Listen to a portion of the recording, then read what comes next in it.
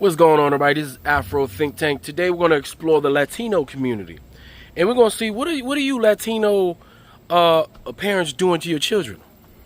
Because like I said, we always talk about what African Americans are doing to their children, or how our family dynamics are. Everybody seems to believe that it's okay to talk about us African Americans as if we are always the topic of discussion, right? So I'm making it my business to talk about everybody else. What's good for the goose is good for the gander. So let's talk about you Latino families, right? So how you guys been doing since, the white man came and colonized you and gave you his language? How you guys doing ever since the white man came to you, colonized you, and gave you his pride, his white pride? How you Native Americans doing ever since you gave up your real identity for this Latino identity, this language, your colonizer's language? Y'all created a whole ethnicity wrapped around your colonizer's language. The people who raped, murdered, and pillaged your ancestors and stole your land and took away your pride as indigenous individuals and Native Americans and gave you this whitewash machismo history and culture that you guys gallivanting with. Huh? How you guys been doing since you guys, picked up a bunch of African cultural practices, pretending like it belonged to you while disrespecting those very same Africans while trying to be as white as humanly possible? Where's your pride as indigenous Native Americans? Where is it? Because I don't be seeing it. I don't be seeing the pride that you should have as indigenous surviving Native populations of North America. I don't see it. I see Native Americans pretending to be white while practicing black culture. Everything you guys praise about your cultures was given to you by an African. From the food that you eat, to the way that you dance, to how you sing. But y'all put a white face on it all the time. What about your machismo in your family, where your men display the ultimate form of toxic masculinity? What about your women? What about the mothers who are jealous of their daughters, who battle their daughters, who look at their daughters as their enemy? What kind of family do you guys really raise? Because, I grew up with Latinos. I've been in their families, and I've seen how they operate. Y'all very similar to African Americans. That's probably got something to do with you picking up the culture of African Americans in Central and South America, while disrespecting those very same Africans that bring life and richness to your culture, because you surely don't practice that indigenous culture that you threw away for that white culture. So what we're going to do is we're going to examine the toxic masculinity of your families. We're going to examine the mothers in your families making enemies of their daughters. We're going to talk about how you guys like to whiten up the race because you don't have pride for yourselves of the indigenous populations of North America. We're going to talk about all the problems that you guys have, right, that everybody else got to deal with when you go out here and you manifest your life experiences on everybody else. Because for the life of me, I don't know why any of you Latinos come out your mouth saying anything negative or against African Americans. I don't know on what planet you guys think that you can open your mouths and judge us from a position of what? You will never be white. No matter how much you try, you will never be white. Anyway, you tell me what you think in the comment section. It's Afro Think Tank. Learn some, teach some. I'm out. At some point, Latino parents have to realize that boundaries matter. Let's talk about it. They have to learn accountability. They have to learn how to apologize, how to notice when they do something, how to listen and not just talk over. Because as soon as you start removing yourself, they start reaching out. They start trying to find little ways to talk to you or still lecture you. For so many years, I convinced myself that the shit that my parents did to me emotionally that fucked me up or that triggered me was like, okay, fine, I'll get over it, you know what I mean? But when it constantly kept happening and no one was taking fucking accountability, it gets to a point where you get fed up. So you know what I did? I set boundaries. I started texting less, calling less, communicating less, and now it's just peaceful. And at some point you do feel guilty because they did raise you to forgive them and to act like, I gave birth to you. I put you in this world so you can forgive me and you can get over it. But that's not reality. That's not reality. I am sick and tired of Latinos normalizing machistas in the family. I'm sorry, that is long gone. It's like, how are we expected to work but also have kids, but also this and this and that and this and that? And you need to go to school and you need to be successful and be an independent woman, but make sure you have kids, make sure you have kids. I want to have grandchildren, I didn't grow up like that. My mom worked, my dad worked. Sometimes my mom was up, sometimes my dad was up. Do you remember as a kid spending the first 30 minutes of arriving at a family gathering, you had to say hello to every single family member? Even if you didn't know them really or not, it just was what we were told was respectful and the right thing to do. And then as you grow up, you start to look back and you're like, man, a lot of those tias, those older cousins, they weren't even nice to us. They never showed us any respect. They could really care less about us. And then we find out more of their character because we grow up, we have eyes, we have minds, and we start to say, man, these family members are straight assholes. Not only did they not really care if I was alive or not, they didn't even care for my parents or for a lot of the family members that I did care about and love. Yet we were told it was the right thing to do and that we were rude and disrespectful if we didn't go out of our way to say hello. And God forbid we didn't, right? We'd get scolding, we'd get punishments. Those same family members would look at us in disgust, like what? Like we didn't stop our whole day in life to go say hello to them.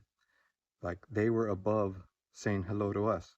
How about just asking how our day was, right? And my whole point of this is that as Latinos, we grow up being taught this, and it's saying that it's respect, to show respect to the people who are older than you, regardless of how they treat you. And so we wonder why so many Latinos grow up, both boys and girls, to be pushovers and to literally get mistreated by bosses, by loved ones, even by their own kids. And they don't demand respect, yet they spend most of their waking days trying to please everybody. And so as growing up, I wanted to make sure that didn't happen the same way to my kids, because we live and we learn, right? And now, like this generation, it's gone the total opposite. They're completely disrespectful a lot of times. And it's not so much that it's a good or bad thing, it's that they're emotional with it, right? So they may not say hello to good family members that do things for them, that love them, and because they had a bad day, because they got grounded, they got caught doing something, or they just woke up on the wrong side of the bed, are just being little jerks and not saying hello. And to me, that isn't right? So that's when I would step in and say, and adjust that behavior. But I want to know, my kids are all adults now. I want to know what it is for you. What's your thoughts on this?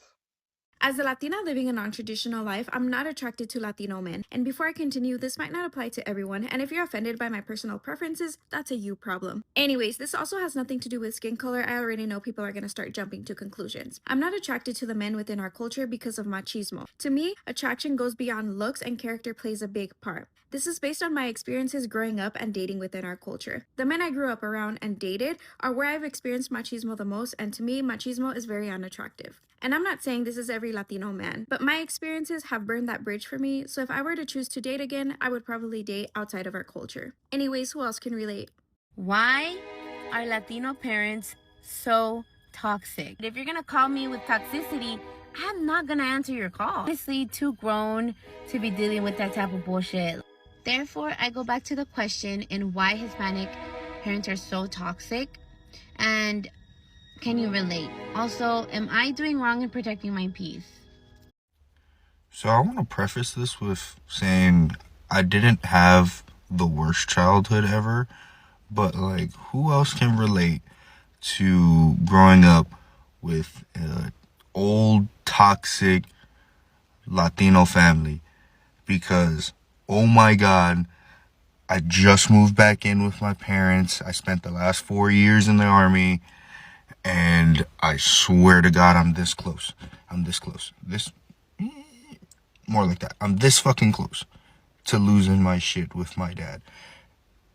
And it's for the simplest things too. He just doesn't get, I'm a grown man. It's so weird. I'm here in my car at, I think it's 1 o'clock in the morning. And I'm stressing out and I'm rolling a J. But, if he was to come down here, he'd bitch at me because why am I smoking a J when I could be drinking a beer? When beer and alcohol has been proven to be an issue for me in the past. So, you know, I choose my mental health, and I'm the wrong person. Why don't we talk about this enough? Almost every Hispanic family has hidden trauma. The most common, alcoholism or weed dependency, emotional neglect, or sexual abuse within the family. So growing up, I saw most of my family members always getting drunk and party. And you think, okay, this must be a good thing because everyone is happy and smiling. And anytime I had an emotional conflict with a family member, we just simply just bury it underneath and never talk about it. And this is the worst one. That it's okay to be with family members that you trust, but you should allow them to touch you in certain areas. And that's another form of love.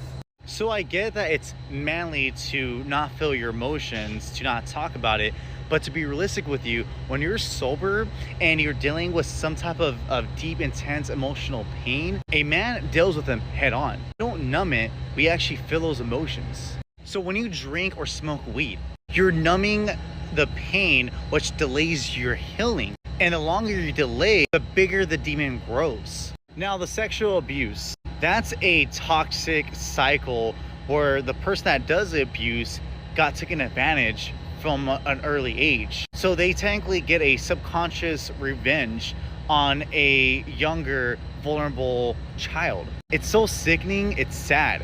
And I feel that we just are not educated on reversing that cycle, or at least healing that void when we got taken advantage at an early age. But here's the truth. The cycle stops with you. You're the one that seeks the education. You're the one that puts in the work to break this curse. You're the one that's going to be brave enough to change this toxic cycle that your family created for many generations that you didn't even know about. But the only way that we could create change ultimately starts with you being strong enough to handle those inner demons.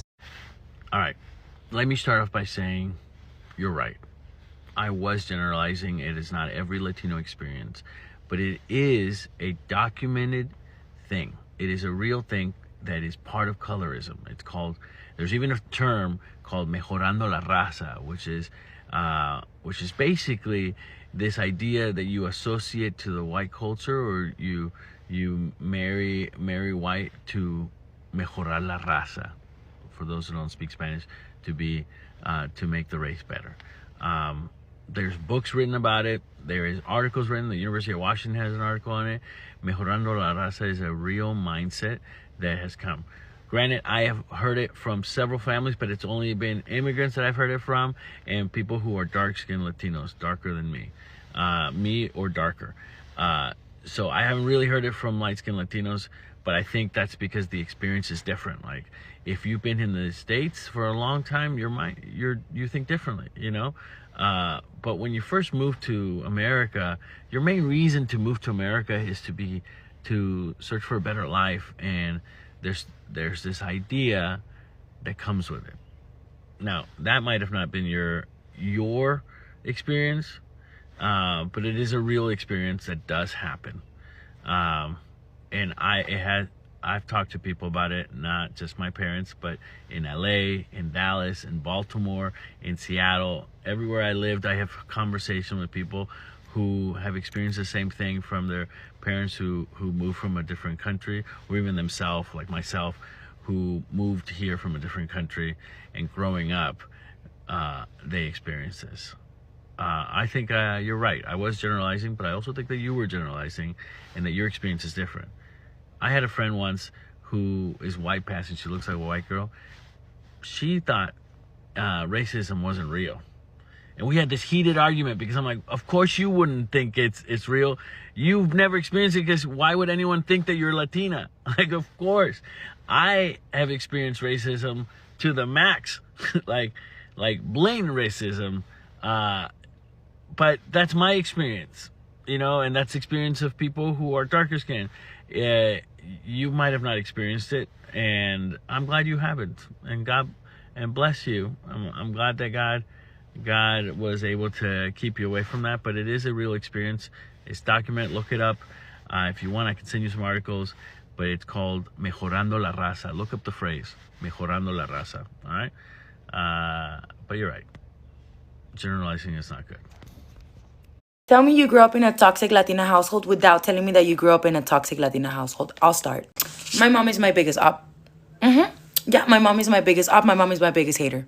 Yeah, thank you for coming to my TED Talk. As a Latina woman, I will never understand the need to have a proximity to whiteness in the Latino community. First of all, colorism is absolutely rampant no matter where you go with Latinos. You know, I grew up with it. One time when I was little, I came back from Cancun and I had like a tan, and my grandma made me start scrubbing myself so that I could get rid of that tan. On top of that, I've been told by both my grandmas that I need to mejorar la raza. But I was dating my ex, who was very morenito. I got into a really big fight with my aunt because she was like, Kelly, don't you want somebody with colored eyes? Don't you want somebody with lighter skin? What about your kids? Your kids are gonna come out dark. And like, my sister is like 5 shades darker than me. That was one of the biggest fights my aunt and I got into because, you know, my sister, my everything. And if my sister ever at any point begins to feel insecure about her skin color because our family members can't keep their fucking bullshit to themselves. And you know, I've had to have the talk with my sister, who's a lot darker than I am, about the fact that there are going to be people out there that do not like her simply because of her skin color. And it is so difficult to try to explain why that is to a child. Luckily, we live in a Latino community, so it's purely Latinos everywhere, and they're like all the same color as her. But at the end of the day, you know what I mean? Like, it makes me sad to have this conversation with her. My grandma always used to tell me to marry or date a white man because they're going to take care of me and make sure that I'm like, you know, set for life. But at the end of the day, like both the kids that married white men, one of them has to deal with racism from extended family members who say that she's only with him because of his money. My other aunt, she's married to a bigot and has become a bigot herself. On top of that, one thing I noticed is that white people have no problem moving far, far away from their families. Like, they will move states over, or maybe even countries over. And, like, I don't think there's anything wrong with that, but it is just an observation because a lot of my Latina family members who married white men have picked up everything and left because of their husbands. You know, pushing them to do that, to pick up and basically leave everything behind so that they can, like, start a new life in a different state. And then I hear complaints specifically from these Latino women, like, oh, I miss my family, like, oh, I hate not being around the family, but, you know, he wanted us to move. Oh, because I'm mad you want to catch an attitude and try to outsass me. I'm the firstborn female. I'm Hispanic. My dad is a verbally abusive narcissist. I will literally ignore you until the end of time. You will be standing in front of me and I will look through you. You will never hear from me again. You better fucking put your big boy pants on and apologize. Okay? I just saw the video of a girl throwing her diploma at her mom's head, and while we have absolutely no idea what's been going on in their home in order for her to feel like she had to do that, I think it's very valid to also, as Latinos, to confront the fact that there are plenty of moms out there who absolutely hate their daughters. I don't know what their backstory is, but let's be real. There are plenty of moms out here who see their daughters as competition. There are plenty of moms out there who say that their daughters are going to amount to absolutely nothing. As someone who grew up hearing, you're going to get pregnant before you even graduate from high school, or you're dumb, you're an idiot, if you're not going to do anything with your life, and having graduated even after getting expelled twice from high school, going to continuation school, doing independent studies, doing night school, and then graduating and going to community college, and then graduating from a UC, I can tell you right now that that's probably how I felt when I graduated from high school, what I probably wish I would have been able to do. Because after all that was said and done to put me down, I still did it after the people who were supposed to believe in me didn't. And let's be real, there are plenty of Latina moms out there who don't want to see their daughters do better than them. The Latina moms who call their daughters out of their name consistently. Like, I'm talking using foul language. Like, they think that cussing at them and yelling at them and berating them is somehow being a good mother. Like, so again, so even though I have no idea what their history is, I think there are daughters out there who can relate to maybe not physically throwing the diploma at their mothers, but in some way, shape, or form saying, here you go, now you can shut up. I did it. Because getting somebody like that off your back to do what you need to do is liberating. Proving them wrong is the best way that you're going to teach them a lesson. And maybe the lesson isn't even for them to know. It's that you don't need their validation to make yourself better, to make your life better. Hola y'all. There's a brand of toxic masculinity prevalent in Latinx communities called machismo. It is a set of expectations for males to exert dominance and superiority over women. Alternatively, Marianismo is an idealized traditional feminine role characterized by submissiveness and sensitivity.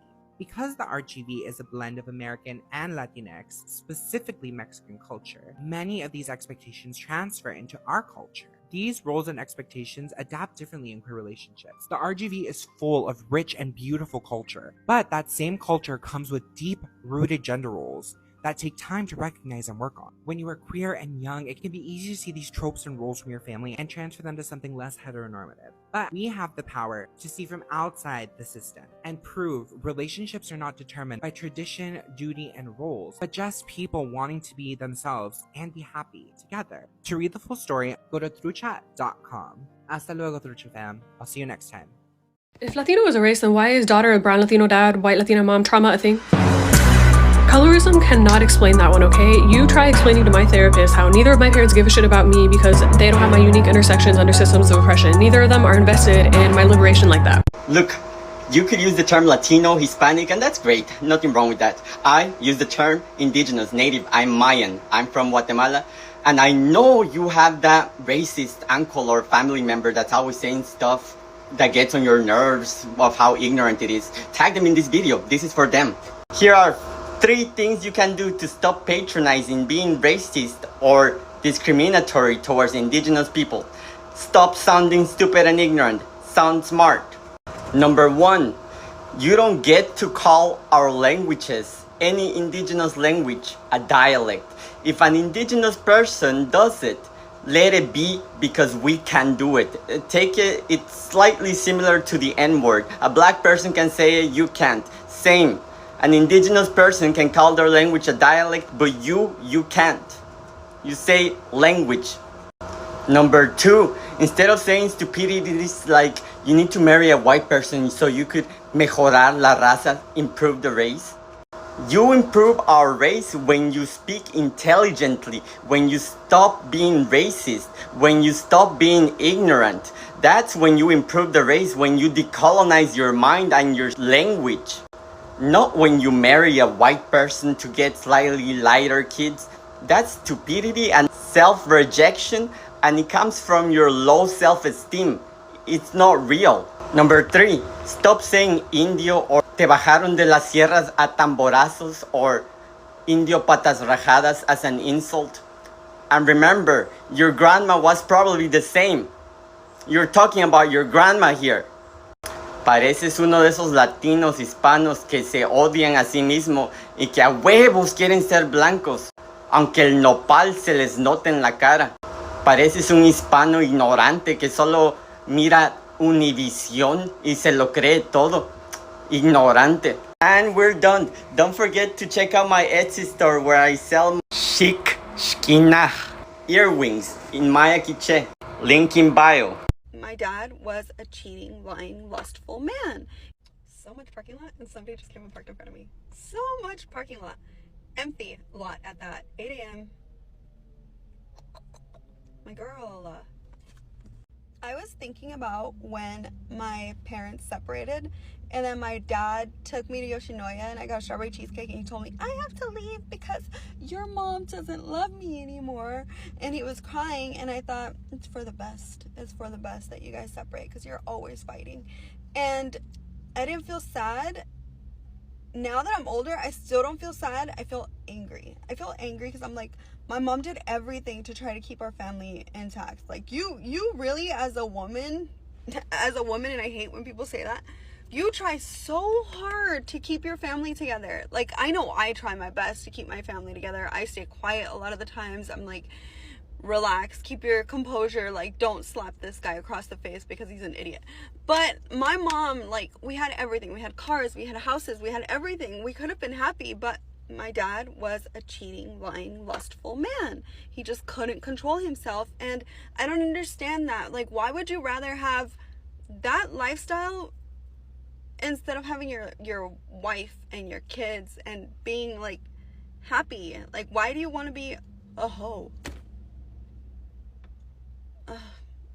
Are you that insecure? Like, does that make you feel good? Does it make you feel better when you sleep around? Like, I don't know. It's something that really upsets me, and I'm proud of my mom for leaving that relationship, and I love my mom. Like, I'm so glad that she has that, like, I can do it mindset, because she succeeds in everything. What is that? Anyway, bye. Absolutely. That's a given, which deserves its own talking points, its own unraveling of this specific onion. But layered with what we're talking about, yeah, this just shows how far and widespread machismo can go. Even to the point where, you know, what you're mentioning, it brings back memories of when I was the safety for my trans Latina girlfriends when I was really young, during their client sessions to make sure that things didn't go haywire or crazy. It was so surprising how macho del macho people would go in and, you know, she'd, you know, handle business, whatever, do her thing.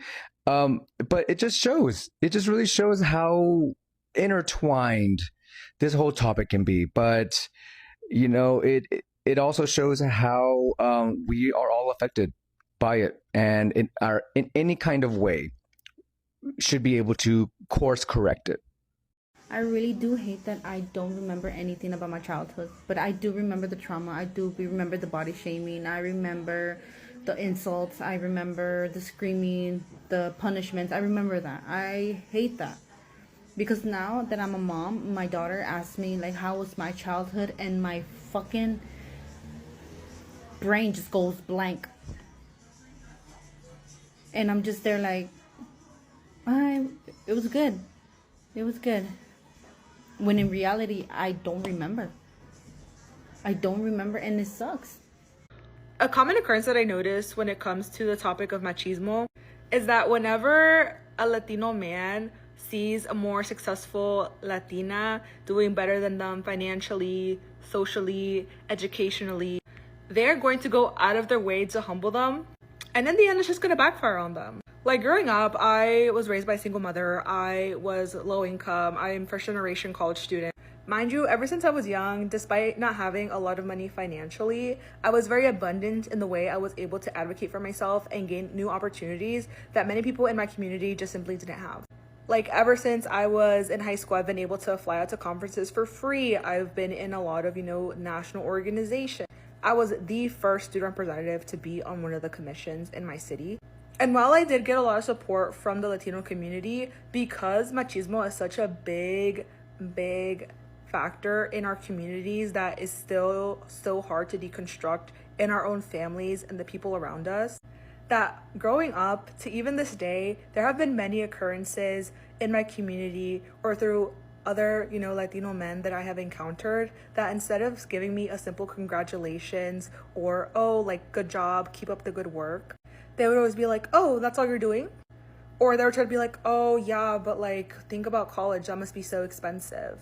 Taking my goals and basically minimizing them and trying to prevent me from achieving my goals even further and trying to make myself not dream as big. And I find it really funny because a lot of the times when these Latino men try to, belittle you, especially when they see another successful Latina, they are dying for you to have a lot of self-doubt, for you to start feeling like you're not good enough. But when you grow up in an all-woman household, you learn not to take shit from men. So instead of doubting myself or trying to think that my goals are not possible, I use that as fuel to even go harder, to land more leadership positions, to win more scholarship, to pursue higher education, and then more, to continue to level up in spite of their ability to make me feel less than. So if you're a young Latina watching this, or if you yourself have experienced some sort of machismo affecting you trying to reach your success, I'd say continue. Continue achieving your goals, continue being successful, because watch how their look and their faces are going to be when you tell them that you kept achieving your goals, and despite them trying to hate on you, trying to belittle you, you still did it and you made it. A lot of Latino in-laws, particularly mothers, play a huge role in these toxic cycles. It starts from childhood, where boys are taught that they don't need to cook or clean or emotionally express themselves because esos son cosas de mujeres. That's women's work. Meanwhile, girls, on the other hand, are being taught to be nurturing, self-sacrificing, and tolerant. Fast forward to adulthood, and you have men who believe their partner should be like their second mother. And if the wife pushes back on that type of behavior, she's labeled as una mala mujer or conflictive because she knows she doesn't want to tolerate it. On top of that, you add fathers who are emotionally distant or model toxic relationship behaviors. Men that teach their son that being dominant, emotionally unavailable, or unfaithful makes them a real man. The only thing that this does is create men who do not know how to function in a healthy or equal relationship. Being a toxic parent doesn't just encourage bad behavior, they actively discourage growth. So let them call you mandilón. Let them say que desde que tú te casaste ya no eres el mismo. And when they say que tú eres hombre and you shouldn't let your wife tell you what to do, tell them that you're in a healthy, loving relationship and that you're willing to break the toxic traits. The stigma around men evolving into healthier versions of themselves. Don't be that Latino parent. Oh, you have to be with a white guy because you have to perfect the race. Oh, your hair, like, qué pelo malo. Ay, para ser una negra eres bastante linda. Oye, pero qué negra fina. That's what it's like. As an Afro-Latino, I've experienced all forms of racism. I've experienced racism that is very covert. I've also experienced direct racism, being called racial slurs.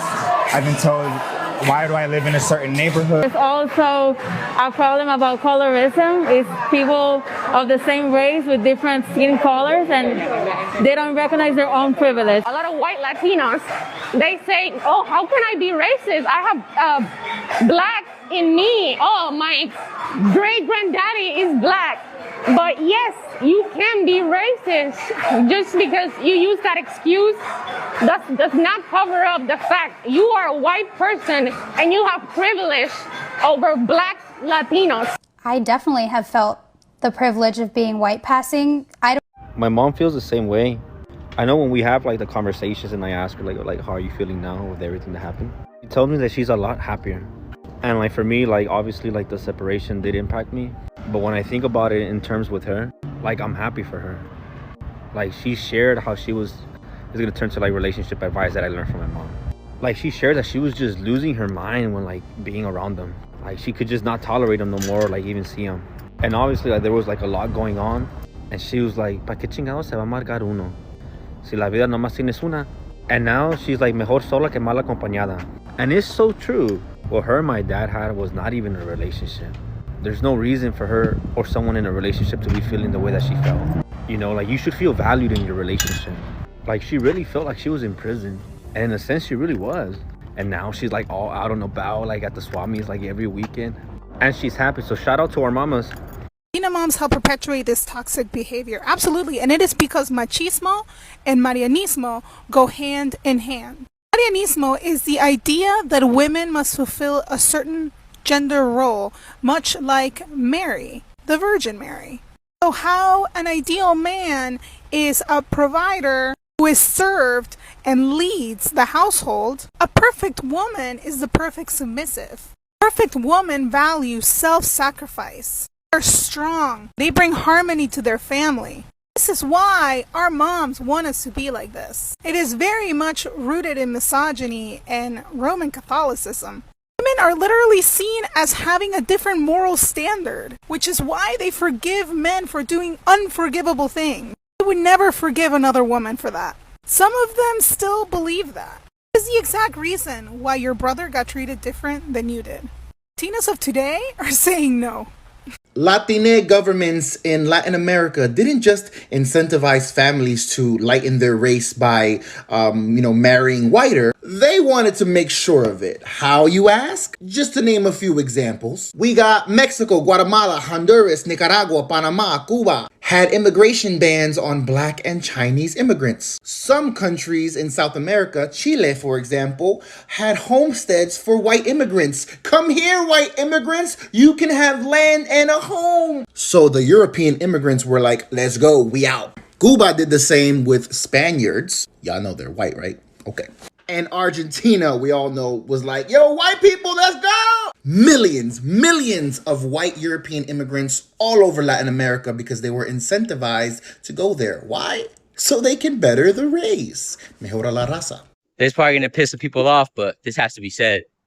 And I speak only from my experience and coming from a Hispanic household. Us Hispanics, we are racist against Black people. let's not fucking lie. Let's not cap. Hispanics are fucking racist against blacks. But let me explain. But I feel like a lot of us aren't racist in the way of like being like fucked up or mean it in a bad way. It doesn't justify being racist, but I feel like it's more like we keep it between the family type racist. But then again, there's also those Mexicans that actually take the racist like serious and they're actually like fucked up racist. So there's two, but I'm talking about like the funny racists that I think a lot of us Mexicans and Hispanics can relate to. Like especially our Hispanic dads, whenever they see a black guy, for sure it's always like ir a ese mayate, ese mayuga, ese prieto, ese negro. Just like all these, like why do you have to call them all that when you see them, you know? And of course we try to tell them like no, like don't say that. Like why you pa qué les dices eso? Like why are you calling them that? Like I got black homies, like they're cool. And of course, just being your hard-headed Hispanic parents, like nah, son bien rateros, like they steal, they always start problems, they're loud, they're annoying. Like we try to protect them. Like don't get me wrong, I'm not like saying like we're racist because you know we speak English, the kids speak English, you know, we got black friends, of course. So we try to defend it, but our parents are just so hard-headed. They're just, to them, it's like, no, it's like, that's what they are. Just because they see all the bad shit on TV. So they want to just, they think that about every black person just because they see one bad thing about one black person. Basically, big time stereotypes. Like, even if you bring a black friend over, like, they're still racist towards them. They're not going to say it to him, but like to you, like, ¿y este pinche negrito qué? Or like, this little black kid what? Like, stuff like that. Like, they'll say it like in a playful type way, not in like I said, not in a fucked up way. But still, like at the end of the day, like we're still fucking racist. Or like if like for example, like me and my brother, like we like soccer and we'd go play, you know, you get together with friends, a lot of our African and black friends would come play. Like obviously my dad was cool with all of them and everything. But you know, like obviously when we see them, when you get to the field or something between me and my brother and my dad, it'd be like, it's pinche mayuguillas. Like he started talking to shit about the black guys. In a funny way, like he's just being funny, but still, like it's always about the black dudes, like talking shit about them, like these little fucking black kids, like just spitting the shit like that, you know. But when it comes to like girls dating black dudes, oh yeah, I feel like that's the big fucking issue. Like the world ends. Like I feel like that just really brings out the racists and Latinos. I don't know why. Like now that I'm older, like why do you guys get so mad just because a black guy dates a Mexican girl, your daughter? Like why? Just because he's black? I feel like, to me, I feel like a lot of Hispanic dads or Mexican dudes get mad when a girl's dating a black guy because the first thing they think is they got a big, you know what? But I'm like, why? Like, why does that? Like, you assume every black dude has a big, you know, and that's not true. I've met girls that have told me not every black guy has a big, you know, they haven't had that experience with every black dude. So even if it was true, like, who cares? Like, why is that triggering you? That a black guy might have a big chile and he's piping down your daughter. Like, regardless, big or not, he's piping her down. So why does it matter if it's big or not? I feel like that's the biggest issue. I feel like a lot of us Mexicans are insecure, or Hispanic dads, that a black dude might have a big chile. And that's why they get mad. But I don't see why. She's going to get piped down regardless. And I feel like they use that as an excuse to be even more racist towards black guys. But I feel like all this racist shit needs to stop, and getting mad because your daughter is just dating a black guy. And like, I feel like all this shit should stop. I'm not going to lie. I thought it was funny when I was younger. You know, you're younger, you don't know any better. You're just fucking around with your dad and your uncles or whatever, your family. But now I'm like, why? Like, there's no reason to talk shit about them just because they're black. Like, it doesn't matter. Like, I got black homies. Barber's black. Like, there's no reason to be saying shit like that, you know? Even if it's playing around. And I'm not trying to justify, like I said, like, even though my dad's playing around or we're playing around, like, well, I don't know. What do you guys think? Would you guys still consider that racist? Even though some families don't mean it in, like, a fucked up way? Or no? Like, what do you guys think? Because at the end of the day, my dad still fucks with black dudes. Like I said, our friends. He goes up, goes up to them like, oh, hey, what's up? You know, like they say what's up to my dad. Like all my black homies have been cool with my dad. Even though my dad talks shit about all of them, low key. But he still says what's up to them. He still respects them. That's the thing. He's not fucked up to them. He respects everybody the same. He just talks shit about black guys. That's all I'm trying to say. And I know a lot of you Hispanic dads and have people like that in your family that be talking shit about black people. So don't be fucking lying. But like I said, I got black friends. I'm not racist. I just feel like I should call it out how it is. I know a lot of Hispanics be doing this shit. Some mean it in a playful way, you know, playful / fucked up way, but some actually mean it like for real. But I feel like that shit should stop. We need to unite. We need to be cool. Stop stereotyping. But like I said, some of our parents are just too hard-headed. They're not going to get it. But what do you guys think about this? You guys go through this? Your fam like that? Let me know. Drop it in comments. God bless. Have a good one. Here is another form of generational trauma that I don't see talked about enough. And that is when a parent purposely tries to make their child's life harder. This looks like when a parent says, well, I had to suffer through this, so why can't you do the same thing? Or I had it worse than you because I dealt with XYZ trauma. You don't have it that bad. You should be able to do this. What's actually going on is that the parent is projecting their own fear and their own undealt crap and putting it onto their child. This is also a form of invalidating their children's experience. And this is because that's their inner child screaming at their child, well, I had it bad, so you should have it bad too. And this is a parent who probably has never done the work or taken the steps to try to understand the repeating patterns in their family. A lot of families have generational cycles being repeated because they can't see that they're the ones who are unconsciously repeating these cycles. If you want to break the cycles, join my community. Y'all, my mom would rather self-sabotage than to ever apologize to me. Now I see where my self-sabotaging comes from. Like, parents can literally offend you by saying whatever they want, and they will never apologize. Their form of apology is just them, like, talking to you again. Now that I'm a mom, I know that if I do something wrong, or even if my kid thinks I did something wrong, then of course I'm going to apologize.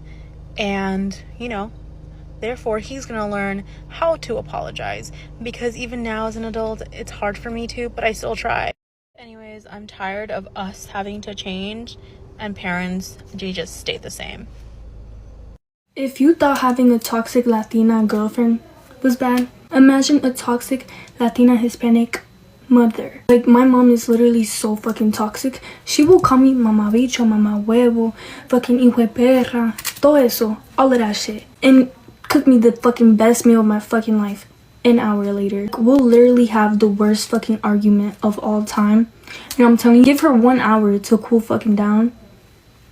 She talks to me like if nothing fucking happened. After that 1 hour, if she gets into cooking and if she lets all of her anger out while she's cooking, you know that meal is gonna fucking like bust, bro. You know that shit's about to be bomb as fuck. Like, your mom wouldn't be a toxic Latina mother unless she literally hits you and beats you up. Unless she'll literally feel bad to get 2 hours later, maybe a day later, and she'll literally be like, I'm so sorry, I was so mad, blah, blah. And then she'll do it again in 2 days. That love runs deep. So my mom, tough love and shit, but it's like, we gotta remember how the fuck our parents were raised, because back then they did not have it fucking easy.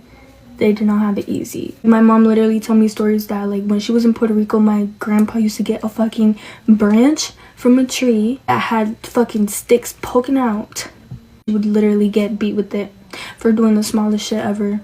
So she's like, this shit don't even compare to the shit I used to get done to me, like, blah, blah, blah. Say, okay, why are you following that shit? See me, I'm not gonna do that to my kids. Maybe, I don't know. Don't forget, having a parent that cares is way better than having a parent that doesn't give a fuck about you. Love your parents, love your mom, love your fucking toxic Latina mom, okay?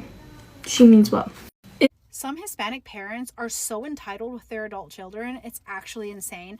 Like, I understand that they sacrifice a lot for us, and if they're immigrants, they, went through a lot to give us a better opportunity in life.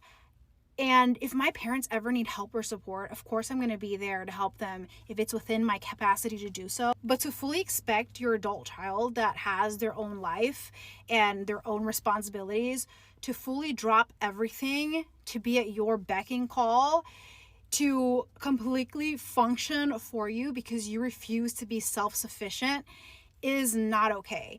And they refuse to be self-sufficient because they know that you're going to do everything for them. And so why would they learn how to do things on their own? And why is it that your male siblings aren't being asked to do all these things like you? Why is it the daughter that's burdened with all this stuff, right? And why is it the elder daughter? I just saw this TikTok of this girl that said that she hated being the elder daughter because all she would receive was phone calls from her parents saying, ya pagaste civil, ya me mandaste el dinero para la renta, ya hiciste de comer, dame mi Netflix password, seriously. ¿Cómo no sabes traducir si ya fuiste a la escuela? I understand if your parent is like handicapped, they're elderly, they're incapacitated in some way, but if they're fully functioning adults, like, we should not be having to do every single little thing for them to the point that we're adding all this responsibility on top of our, lives that we already have so much going on and it's already complicated. And on top of that, we're adding another person's functions in life in addition to our own. If you looked at the comments of that video, there were hundreds and hundreds of women saying, I hate my life, this sucks, like, I'm stressed, I'm over it, like, I hate this. And it's like, girl, you don't need to hate this. You don't need to hate being an elder daughter. You don't need to hate your life. What you need to do is learn how to create boundaries and say no. And saying no and teaching your parents instead of enabling them is actually not loving them. It's actually loving them, because who wants to be fully dependent on somebody else to function? If you're able to create boundaries or teach your parents how to do these things, you're actually teaching them to be self-sufficient, and they'll have no other choice but to learn how to do these things on their own instead of fully depending on you and being incompetent. I know it's not easy to say no, because we were taught that saying no or creating boundaries is not love, and it's separation, and it's creating a distance. But again, if you see the big picture and you come from a place of love and you help them do these things on their own, like write down their own Netflix password in their notes on their phone, and to do all these other things, then in the long run, they're going to be grateful that they're able to do that without you always having to do these things. I have adult children, and I cannot imagine burdening their lives with my own. I am supposed to teach them how to be fully functioning adults for their own life, not to carry my life. I would do them such a disservice to teach them to be so codependent to me, emotionally, functionally. Like, it's my job to make sure that they're able to fully function in this life independently without me being a burden. I would be embarrassed if I was such a burden to my children and I'm fully functional. So no wonder so many Latina daughters are dysregulated, anxious, like there's so much in their mind and their head, and they're carrying so much because, again, we're carrying our children's lives, our parents' lives, our husbands' lives. Like no. Creating boundaries is going to be good for your mental health, for your physical health, for your own well-being, and it's time to start thinking about yourself. You can still be there for your parents as you are capable of being there, right? As your nervous system and your capacity allows you to. You can be there for other people, but you cannot be there for somebody else if your cup is empty, if you are not well physically because you have so much on your plate that you're burnt out. A bad day today, de que estoy aborrecido de la vida, y no falla. It never fails that whenever I'm feeling down, I see that my mother is calling me, and she always knows how to make my day fucking worse. De que ella es la mujer más tóxica. She is the most toxic person that I've ever met, and she was the first person I ever met. Like, welcome to the world. That's who I got. ¿Tú me estás entendiendo? And years later, literally 30 years down the fucking line, every single time I talk to this woman, es un cuento, and pick up the phone. I'm like, ¿qué pasó, mamá? Yeah, oh, Dios te bendiga. I'm like, yo no te voy a pedir bendición. I don't believe in that. So we all automatically get into that conversation. Ya no, que te tengo que contar algo. I'm like, okay, but I'm working. Make it quick. No, porque me enteré que Lolo le dio un ataque al corazón y me enteré porque estaba comprando un Baconator en Wendy y la tipa dejó el micrófono abierto y estaba hablando that she's telling me that, oh my God, she found out that an ex-neighbor of ours had a heart attack. His name was Lolo, and she found out because when she was at Wendy, she was ordering and the girl didn't close off the mic, so she was talking to it. And I'm like, okay, ¿hay alguna parte de este cuento que a mí me importa un carajo? Porque estoy buscando un carajo que me importa. In translation, I'm like, okay, is there any part of this story where I'm actually gonna give a fuck about what's happening? Because I'm looking for the fucks to give about what you're talking about, and I don't give a fuck. And she automatically hit me with the guilt trip. No, si tu papá estuviese vivo, if your dad was alive, he'd listen to me. I'm like, no, he wouldn't. He would tell you to shut the fuck up too. I knew him too. You forget that I knew him? He would say, cállate la boca, María. Eso a mí no me importa. No me estés hablando bochinche. That's what he would say. And I didn't even say that. I told you, I asked you, is there any fucks that I'm going to give? Like literally, is there any part of this story that's actually gonna matter in my fucking life? And she's like, bueno, Lolo está vendiendo la casa y la está vendiendo en 50,000 pesos. That Lolo is selling his house and he's selling it for $50,000. I was like, okay, I'm intrigued. Sí, pero la casa hay que tumbarle, hay que remontarla, o sea que va a salir como medio millón. I'm like, then why the fuck are you telling me this? Por favor, mujer del diablo, man. El boricua está cabrón. I'm having a... Grab your tea, grab your water, and I sure hope that it's hot, because the tea you're about to hear today is piping. She's piping hot. Okay, so not only was my mother verbally abusive and toxic to me, but she was also jealous of me. And that's something that I can't wrap my head around, because how can a parent that literally worked 9 months to have you in every fiber of their being to make you be jealous of you? Like, I'm literally her creation. So I was a senior in college at this time, and I had just started dating my now husband. Like, we were, I think, almost 6 months into our relationship, so we were pretty deep in. And I had this really old computer. I had this really old MacBook Air. One more assignment, one more essay, and that girl would have croaked, okay? But I was a broke college student. I couldn't afford to buy a new computer, and I wasn't going to ask my parents to buy me a new computer, because that's just not who I am as a person. Like, I've been working very hard since I was 16 years old to buy my own things. So I wasn't going to ask mommy and daddy to buy me a new computer, okay? So I was like, whatever, I'll write it out. So then my boyfriend, my now husband, tells me, oh, I have a computer that I don't use. I have a MacBook Air. I'm just gonna give it to you because you will get much better usage out of it. If I don't use it, it's just gonna rot in my house, so you take it. I'm like, what? That was also a foreign concept to me, okay? Because I had had really shitty boyfriends before him, and I didn't understand what it was like to do something nice. And I didn't know what it was like to be treated nice, because my previous boyfriends did not do that for me, okay? So I take the computer. I'm eternally grateful. I'm literally so happy. I'm jumping up and down because I'm finally going to be able to turn in my assignments without worrying that my computer's literally going to die on me and I won't be able to get work done, okay? So I call my mom and I'm like, Mom, my boyfriend gave me a new computer. Like, I'm so happy. Like, I was literally crying. And she was like, what do you mean he gave you a new computer? Like that. And I was like, he gave me a new computer because he saw that my computer was dying and like I couldn't do my work. Okay. And she was like, wait, why did he do that though? Like, does he want to control you? And I was like, I stopped crying. I was like, what do you mean he wants to control me? Like, no, he just wanted to do something nice for me. And she was like, no man does nice things unless they want to control you. I was like, but mom, like, he was just doing something nice for me, and like, he wasn't going to use the computer. Like, he just wanted to give it to me. And she was like, I'm your mother. I'm supposed to provide for you. I can buy you things like that. You don't need a man to buy things like that for you or give you things like that. You're not a charity case. And I was like, can't my own mother just be happy for me for once, that I finally have a good man that is taking care of me and does nice things for me?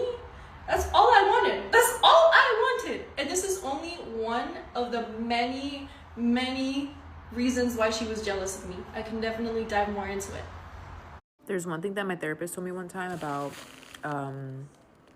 emotionally immature parents is that they don't realize that the person that they're hurting the most when they continue these patterns and, you know, don't want to break out of these toxic patterns is that they're hurting themselves the most. Because the more that they stick to these toxic patterns when dealing with their family and their kids, the more they push away their kids.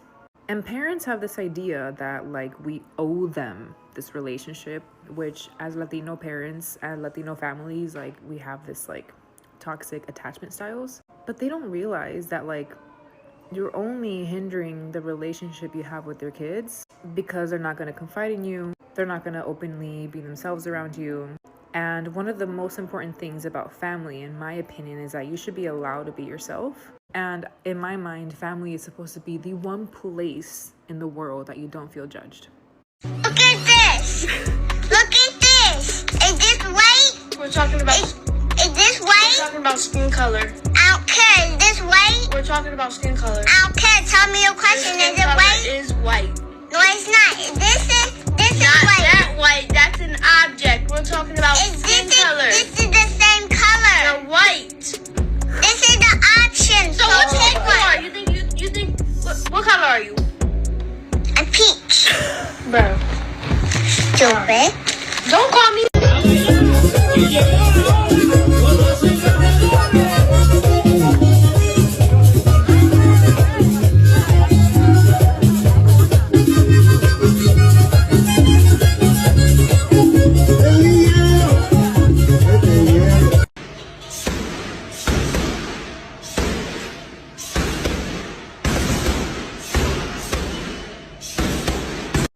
Yep, time to go. That motherfucker coming over here. Ooh, shit.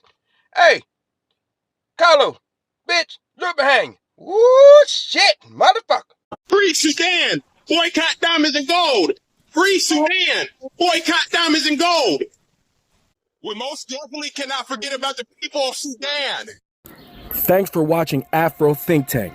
Don't forget to like, share, and subscribe. And follow me on Substack and Patreon for more content. Remember, it's Pan-Africanism or nothing.